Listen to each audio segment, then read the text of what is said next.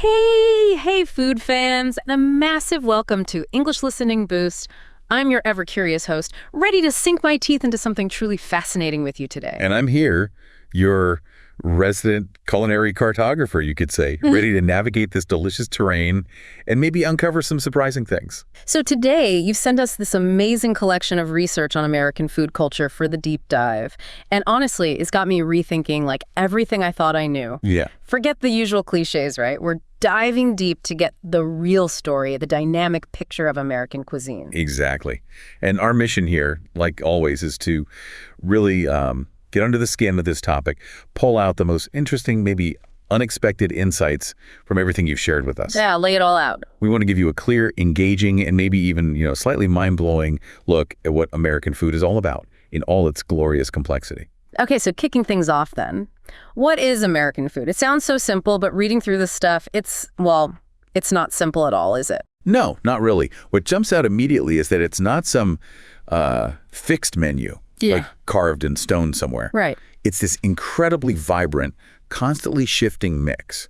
Influences from everywhere. Think of it like a culinary kaleidoscope. Yeah. Always turning, always making new patterns. So that image of just burgers and apple pie, that's not quite it. Well, it's a snapshot, maybe a nostalgic one. Yeah. But it definitely doesn't tell the whole story. Oh. The real core of American food, I think, is its amazing ability to grab flavors, techniques, traditions from totally different places, and then somehow forge them into something new, something uniquely American, that whole melting pot thing. It's not just history class. It's happening now. It's fueled by immigration, cultural exchange, constantly. It almost feels like you should be talking about American cuisines, plural. That's a really good point. The research really drives home that it's this continuous cycle, absorbing things, innovating on them. It's not a static list of dishes. Yeah. Every new group brings their food, their traditions.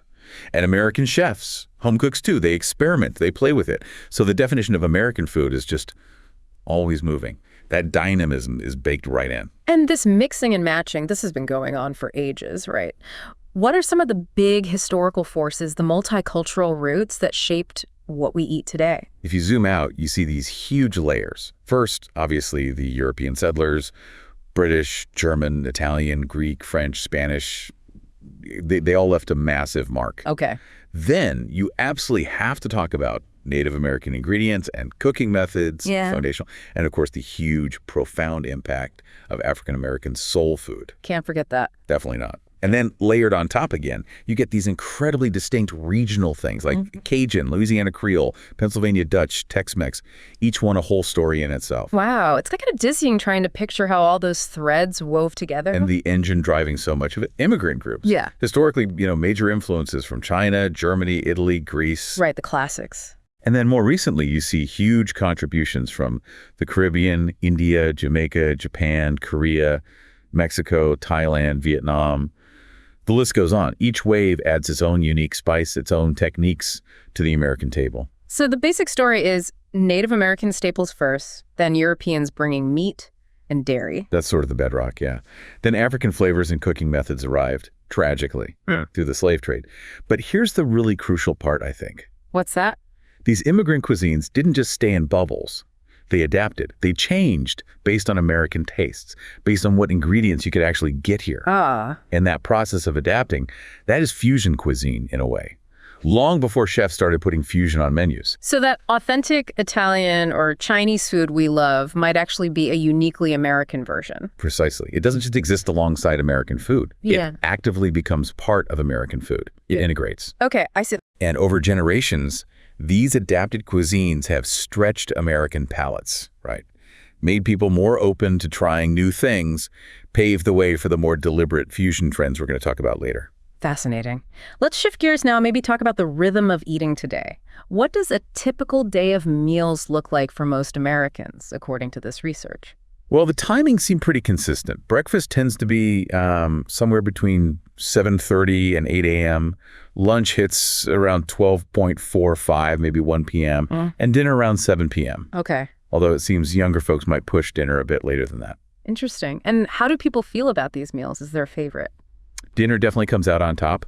About half of Americans picked it as their favorite meal, and it's the one people are most likely to actually eat. Over half, like 56%, always have dinner. Always. Wow. What's also telling is the time spent. Breakfast and lunch, often super quick, under 20 minutes a lot of the time. Dinner, though, tends to be longer, more drawn out. Which suggests dinner holds more weight socially or culturally.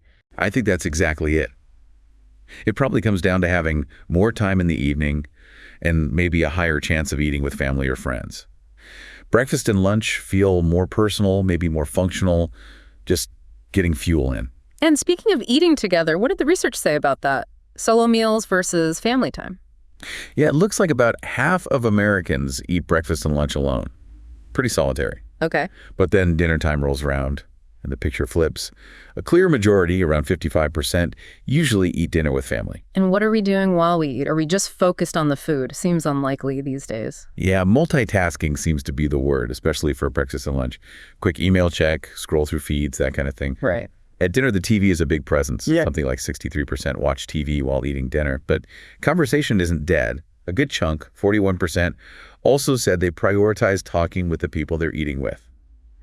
That TV number is pretty high, though. Does that change the whole experience, you think? It definitely raises questions, doesn't it? You could say it's just how modern life is, or you can worry it's chipping away at that traditional family mealtime, the conversation, the connection, maybe a bit of both. Okay, let's talk about eating out versus staying in. Restaurants, takeout, delivery. What are the big trends there? Well, interestingly, the preference for actually dining in restaurants seems to have bounced back. It went up to 55% recently from 43% the year before. Really? Why? The main drivers seem to be the atmosphere, the experience, and the social side of things. People miss that. So we're heading back out, spending more time in restaurants. It looks like it. The data showed people eating at restaurants about 5 times a month last year, compared to maybe 3 times for takeout or delivery, which is a flip from the previous year when takeout was king. Huh. And spending is up too. Average monthly spend on eating out climbed. And here's a weird twist. Women apparently spent significantly more than men on dining out last year, which reversed the pattern from the year before that. Any idea why? The research didn't really speculate, but it's an interesting data point. And what kind of places are we going to? Fancy spots, fast food? Casual dining was the most popular category, by far. Like almost 70% preferred that. But fast food and fast casual weren't far behind, both around 55%. So a mix, really. But hang on, I've also heard that rising costs are making people eat out less. How does that fit? Yes. The plot thickens. There's definitely conflicting data, or maybe just complexity. Other sources do show about a third of Americans cutting back on fast food, full-service restaurants, and delivery recently. Right.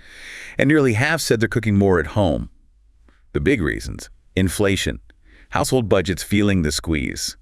And this seems especially true for people with lower incomes. So it's like we want the restaurant experience, but our wallets are saying maybe not. That seems to be the tension. Exactly. You've got the desire for the atmosphere, the social buzz, the convenience of not cooking. Yeah. Bumping up against the hard economic reality. It might mean the market is splitting a bit. Some still splurge, others really pull back. One more restaurant thing, QR code menus. They were everywhere for a while. Here to stay. Maybe not. The preference for good old physical menus came roaring back. Like 90% preferred them last year, way up from before. Wow, 90%. Yeah, and across all ages, even Gen Z, who you'd think would be fine with digital, it suggests that maybe some pandemic tech solutions won't stick if people feel they cheapen the experience or just less convenient. That makes sense. Okay, shifting gears into some really big food trends that are changing what's on our plates. Let's start with the plant-based movement. It feels enormous. It really is. And what's interesting is how it's defined. It's not just strict vegetarianism anymore. Plant-based eating basically centers on plants, but might include, small amounts of animal products sometimes. So broader than veganism. Right. Veganism is no animal products at all. Vegetarianism usually allows eggs or dairy. Plant-based is more of a spectrum, often driven by health goals, environmental worries, or animal welfare concerns. And the food itself has come a long way from just sad salads. Oh, yeah. Oh, absolutely. You got tofu, tempeh, seitan, plus all these innovative proteins made from beans, seeds. And the market growth is just phenomenal. I think I saw 70% of Americans ate some plant-based foods in 2023, up from the year before. 70%. And most households were buying these foods with a really high repeat purchase rate, like 80%. That tells you something. Yeah, that repeat rate means people aren't just trying it once. They like it. Exactly. They're sticking with it. The U.S. market value was huge, nearly $10 billion recently. and projected to, almost triple in the next 10 years. Crazy numbers. Plant-based milk is still the biggest piece of the pie, but you're seeing massive growth in meat alternatives, plant-based eggs, even creamers. Yeah. It shows people are looking to cut back on animal products across the board. And the big food companies must be all over this. Oh yeah, you have the dedicated brands like Beyond Meat, Impossible Foods, Oatly, Silk. But the huge corporations, Nestle, Unilever, Danone, they're heavily involved now, buying smaller companies, developing their own lines. Even places like Aldi have affordable options. It's not just grocery stores either, right? Restaurants must be adapting. Totally. Fast food chains are adding options left and right. The Impossible Whopper was a big one. Chipotle has vegan bowls. Taco Bell has bean options. Subway too, I think. Yeah, they had that Beyond Meatball sub. Yeah. And full-service places, especially cuisines that are naturally more plant-friendly, like Mexican, Thai, Indian, Chinese. They often have tons of options and are getting better at customizing. And are there actual, like, high-end vegan restaurants now? Yes, definitely. Places like Crossroads Kitchen in L.A., Planta in Miami, even 11 Madison Park in New York famously went fully plant-based for a while. Wow. What's really interesting is the evolution. It started with mimicking meat and dairy, but now there's a bigger focus on celebrating whole foods, creating genuinely new dishes from plants. That appeals to more people, even flexitarians just cutting back. Though there's also a bit of a counter trend, focusing back on whole foods because some alternatives can be pretty processed. Right, focusing on beans, lentils, vegetables themselves. Exactly. People choosing alternatives made from whole foods rather than super processed ingredients. So innovation is happening on both fronts. Okay, trend number 2, fusion, blending global food cultures. What does that look like in America today? Well, fusion cuisine at its heart is just combining elements, ingredients, techniques from different culinary traditions. It's been part of the restaurant scene since like the 70s. But didn't we just say American food is inherently fusion-y because of immigration? Yes, exactly. There's that organic historical fusion. Yeah. Then there's the more intentional fusion where chefs consciously blend, say, East Asian and European styles, or even different regional American styles. California cuisine is a classic example of that fusion spirit, Italian, French, Mexican, Asian, all mixed up. Is fusion still like a hot trend, or is it just normal now? It's definitely deeply integrated. Think about how common Korean BBQ tacos or banh mi sandwiches are. They're everywhere. Maybe the buzzword fusion itself isn't as trendy on social media, but a lot of restaurants still offer it. And interestingly, when people are talking about fusion, the fastest growing related needs are snack, and the dominant diet is vegan. Snack fusion, vegan fusion. Yeah. It suggests fusion is adapting, becoming more casual, fitting into snackable formats, and also intersecting with the plant-based movement. That adaptability is probably key to why it sticks around. It's not just fancy restaurants anymore. Who drove this initially? Chefs like Wolfgang Puck in the 80s were huge, blending French techniques with Asian flavors. Now it's just part of the landscape. Driven by adventurous eaters, especially millennials and Gen Z, the desire for novelty and just easy access to global flavors online and off. Can you give some examples? What kind of fusions are popular? You see regional stuff like California Mexican and fish tacos, the California burrito, Hawaiian fusion blends, Asian and maybe French styles. Tex-Mex itself is a fusion. Right. Then global mixes. Latin American influence is everywhere, obviously. Asian fusion is huge, stir fries, sushi, those sushi burritos. Middle Eastern flavors are popping up in new combinations. Even European cuisines get fused, like Italian pasta with a soy bolognese or French Thai curries. So many possibilities. And specific restaurants are getting really creative. I saw mention of an Ethiopian-Swedish seafood place and one in Mexico City mixing East African, Indian, and Mexican food in ways that reflect trends here, too. It's constantly evolving. Okay, moving on to another big one. Conscious consumption. Local, sustainable, ethical food. Tell me about that. This feels like a really important shift. The local food movement emphasizes eating food grown or harvested nearby, trying to shorten that chain between producer and consumer, often linked to healthier, more sustainable farming. And the farm-to-table idea fits in here. Exactly. That came along emphasizing fresh, local ingredients, quality, sustainable agriculture. Chef Benise in Berkeley is like the iconic pioneer of that. And while local doesn't have a strict definition, it often means farmers selling directly to people or restaurants. Farmers markets have boomed because of this. Is it going beyond just buying local now? Yes, there's this trend of hyper-local sourcing. That's where restaurants literally grow their own food. Rooftop gardens, backyard farms. Wow, like right at the restaurant. Yeah, places like Blue Hill at Stone Barns or Single Thread have their own farms. It guarantees peak freshness and creates this incredible connection between the kitchen and the land. That's amazing. What about sustainability more broadly in restaurants, beyond just sourcing? There's a big push for reducing waste. Things like nose-to-tail cooking using the whole animal, or root-to-stem with vegetables using the broccoli stems, the beet greens, everything. Smart. Also, better waste management, minimizing packaging, composting, tracking food waste. Sustainable sourcing is key too. Choosing suppliers with good practices, prioritizing organic or seasonal, reducing food miles. Does this actually save money too? It can, definitely. Less waste, maybe better deals with local suppliers. And crucially, consumers are increasingly looking for this. A lot of people say they'll pay more for sustainable food. So it's driven by ethics and consumer demand. And probably some kitchen creativity too. It forces chefs to think differently about ingredients. Even big chains are trying things, like Taco Bell's sauce packet recycling. It's becoming mainstream. Let's talk health and wellness again, but maybe focusing on specific diets and ingredients. Okay, so we're seeing continued interest in diets like keto, paleo, gluten-free.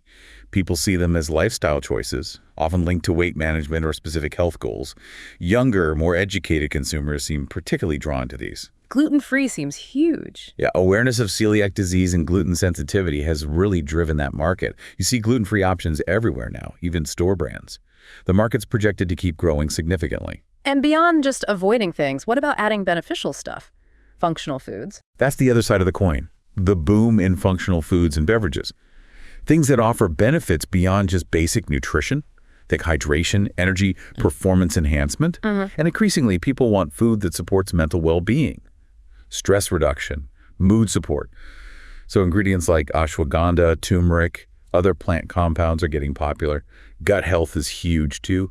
Prebiotics, probiotics. So we want food that works harder for us. Kind of reducing inflammation, improving metabolism, controlling blood sugar, and still fitting into those allergen-free categories like gluten-free or dairy-free. What about drinks? Anything happening there besides functional beverages? Yes. The rise of sophisticated non-alcoholic drinks is really notable. Mocktails, artisanal sodas, kombucha, sales have surged. Why the shift? A lot of it is health and wellness again. Gen Z especially drinks less alcohol than previous generations. But they still want interesting, well-crafted drinks when they go out, and they're willing to pay for them. So it's not just soda water with lime anymore? Definitely not. Restaurants are seeing real revenue from expanding their non-alcoholic menus. It appeals to lots of people.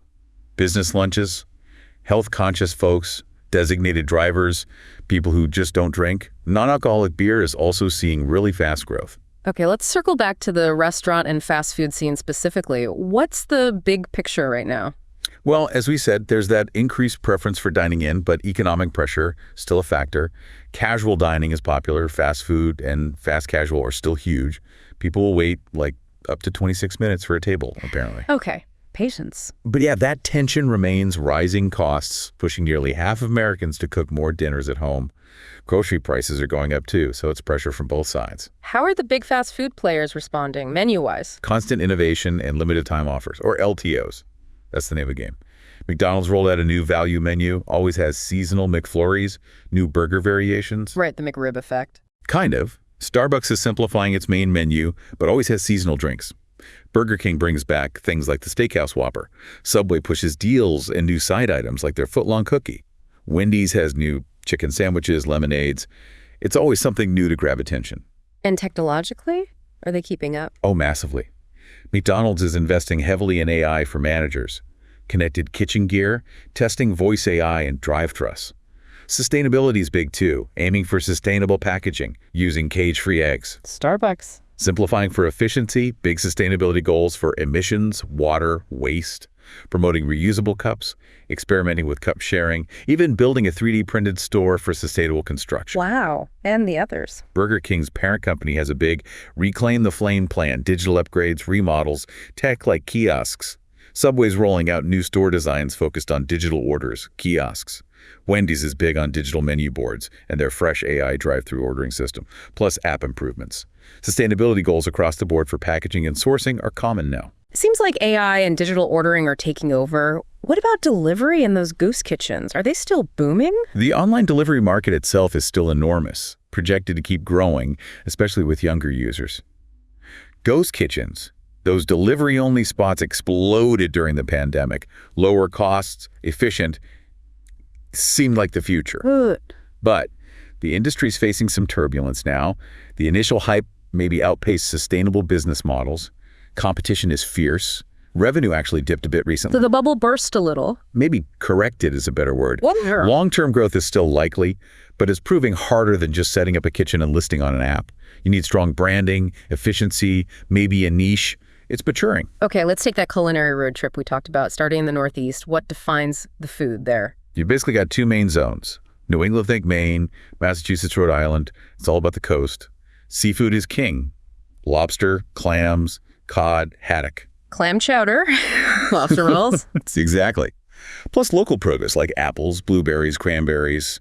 Dairy's big too, Vermont cheddar. The style is often simple, fresh, drawing from English cooking and Native American ingredients. Think steaming, boiling, not overly complicated. New England boiled dinner, baked beans. In the mid-Atlantic, New York, Philly. That's where the immigrant influence really explodes. Dutch, British, German, Italian, Jewish, Polish, Puerto Rican. It's incredibly diverse. So a real mix. Yeah, from street food like Philly cheesesteaks and New York hot dogs to bagels and lox, pastrami on rye, but also things like Maryland crab cakes reflecting the coastal parts.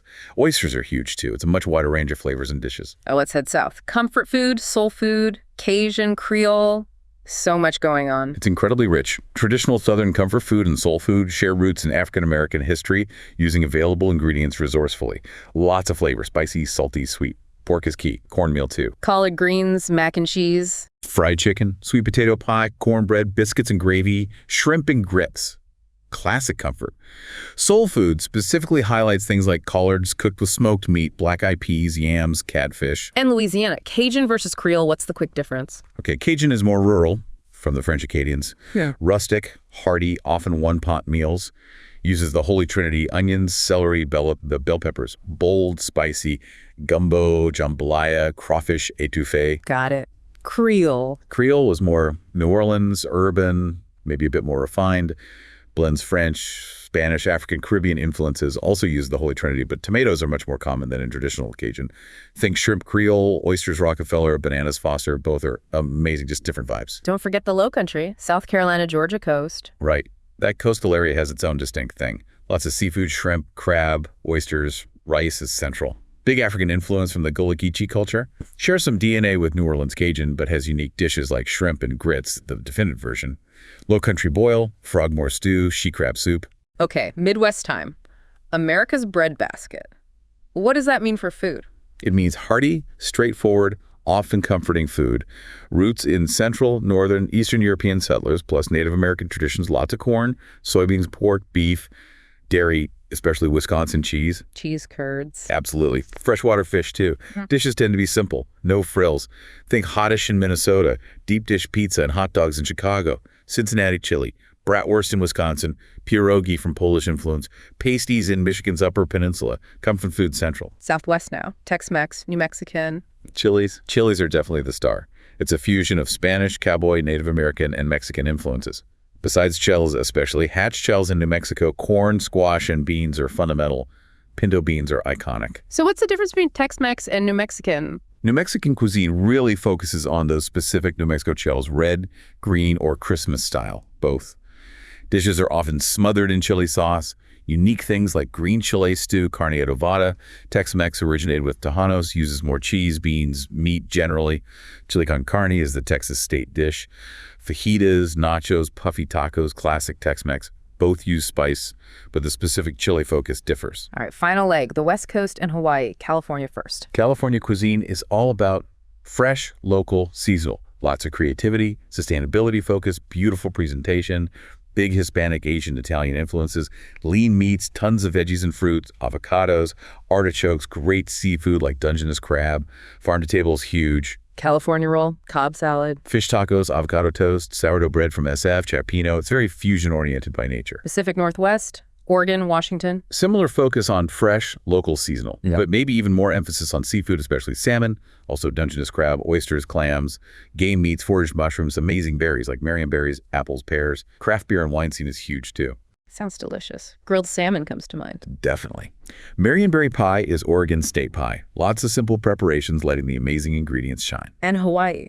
Completely unique. It's a wholly unique blend. Native Hawaiian and Polynesian roots mixed with European American and tons of Asian influences. Chinese, Japanese, Korean, Filipino, Portuguese. Wow. Fresh seafood, tropical fruits like pineapple and coconut, taro for poi, but also rice, soy sauce, shoyu, ginger, garlic, and Spam. Spam musubi. Iconic. Plus, poke, Kahlua pig, loco moco, shave ice malasadas. It's an incredible culinary melting pot all its own. Okay, this virtual tour has made me hungry. Yeah. If people want to experience the best of this, where should they go? What are some key food cities and maybe a few standout restaurants? Well, you've got the giants. New York City is just overwhelming choice. Yeah. High-end like Le Bernardin or 11 Madison Park. Iconic casual like Katz's Deli. Amazing ethnic food everywhere. Los Angeles is fantastic too. Innovative spots like Crossroads Kitchen, that high-end vegan place. Great regional Mexican like Whole Box. Legendary spots like Musso and Frank. Plus incredible Koreatown. Food trucks like Kogi. Chicago. Chicago has world-class fine dining, Alinea Smith, but also amazing neighborhood spots, deep dish, obviously, Sunwa BBQ for Chinese, great ethnic food corridors. New Orleans. Essential for that Creole Cajun experience. Commander's Palace, Brennan's, Galatoire's are legends, but also fantastic modern places like Shaya or Compere Le Pan. Amazing casual seafood joints. And the Bay Area. San Francisco and surrounds, again, top-tier fine dining like Atelier Cran, Benu, but also super influential spots like State Bird Provisions, great cat like La Taqueria for Mission Burritos, diverse global food. These cities are just bursting with flavor. It's clear these cities are hubs. Looking bigger picture again, what major social factors are really driving American food culture right now heading into, say, 2025? Economics is huge. Food prices are up, predicted to rise more. That directly impacts choices, eating out less, cooking more, seeking value. Restaurants respond with deals, efficiencies. Health consciousness. Still massive. Prioritizing wellness, demand for whole foods, plant-based, functional ingredients, things for stress relief. Younger generations are especially focused on this. For many, being healthy is the main driver. Technology's role. Growing all the time. AI for personalized nutrition, meal planning, ordering, restaurants using tech for efficiency kiosks, kitchen automation, data analysis. Social media is still a monster influence for trends, discovering dishes, viral recipes. Immigration. Still fundamental. New groups keep arriving, bringing new flavors, enriching the scene. There are also economic aspects like reliance on immigrant labor and agriculture, which can affect prices and availability depending on policy. And that adaptation process continues, broadening what we consider American. Any expert predictions catching your eye? Experts see those trends continuing: health, plants, sustainability, global flavors, tech. Some specific things mentioned were like pantry steading abroad, more global ingredients at home, spicy flavors, sweet and spicy together, adaptogens, functional foods going mainstream, maybe a pull towards both simple, authentic cooking and creative mashups happening at the same time. So wrapping this all up, American food culture is just incredibly dynamic. Absolutely. Defined by diversity, constant change, that fusion spirit, strong regional identities, all built on centuries of influence. We've covered so much ground, but it feels like there's always more to explore. For sure. The trends we see now, plant-based growing, sustainability becoming crucial, fusion being everywhere, health guiding choices, tech changing how we interact with food, they're all actively shaping what the American table looks like tomorrow. Well, that brings us toward the end of this deep dive. It's definitely shown that American food is way more complex and exciting than just a few stereotypes. It really is. And it just keeps evolving, which is the fascinating part. So our final thought for you, the listener, is this. Think about your own eating habits. How do they connect to these big trends? How does your plate reflect this incredible ongoing American melting pot? And maybe, what new flavor or culture might you explore next? Thanks so much for joining us on The Deep Dive.